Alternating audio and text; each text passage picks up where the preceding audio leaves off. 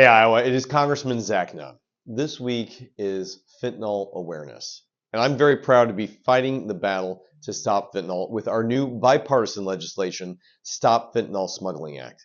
Tragically, right here in Iowa, nearly half of all overdose deaths are related directly to the importation of fentanyl and use in our state.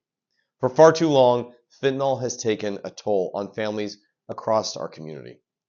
As we move forward on this, we are looking for new tools to help identify and stop the smuggling of fentanyl into this country.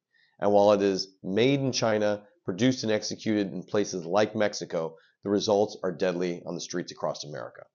This bipartisan bill gives law enforcement and the federal government a responsibility to help not only track and identify it, but stop it before it makes it into our communities. I'm proud of this opportunity, and this year, as we move forward, hopefully we can see a reduction in fentanyl deaths. Importantly this week, I was also to meet with our new Secretary of Labor, Lori Chavez Dreamer. Now, Lori's been a longtime proponent of our trade schools and apprenticeship programs. In fact, I was able to take our president of Local 33 of the plumbers and pipe fitters out to meet with her and reward her for her incredible commitment to our trade school programs that are happening with success right here in Iowa. I also took our case directly to the Secretary on outdated Biden policies that are harming Iowa businesses. And while Iowa businesses have been 100% compliant with Iowa law, the Department of Labor enforcement agents have showed up with fines as high as $150,000, not only shutting down businesses, but placing onerous, burdensome regulations on top of things that are in direct conflict with Iowa's laws. Working with the Secretary, I'm confident that we can roll back bad Biden policies and make sure that our main streets, our family farms, and our communities can be successful going forward.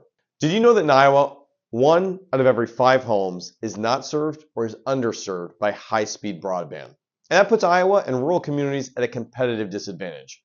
Not in a functional home office, inability to get telehealth medicine, no way for high-speed access to improve our precision ag, and candidly, it means a lot of homes can't even watch the last season of Yellowstone. I'm looking to put a change to this.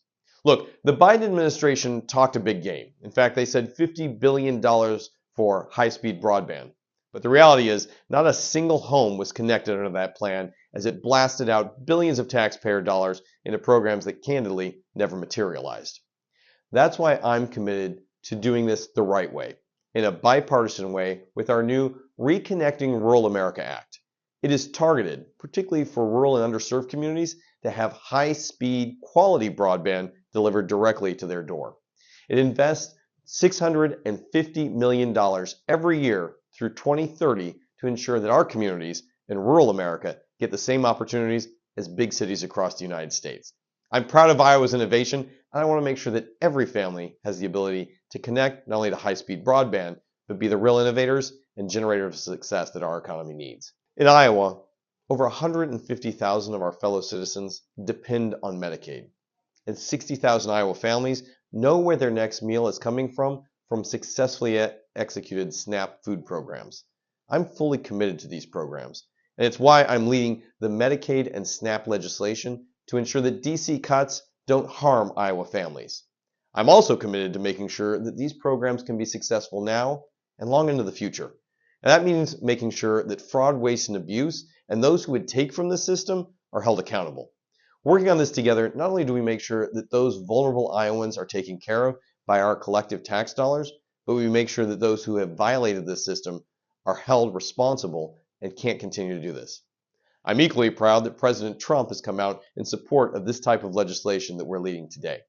It makes Iowa stronger, it makes our future healthier, and it ensures that our tax dollars are being wisely invested in our communities. Iowa, your recommendations, your great ideas, and the calls and meetings I've taken with you over the last week alone have helped spur some of this great innovation. I'm proud to be fighting for you, and I look forward to continuing to see you as I'm out and about Iowa this weekend. We'll see you soon.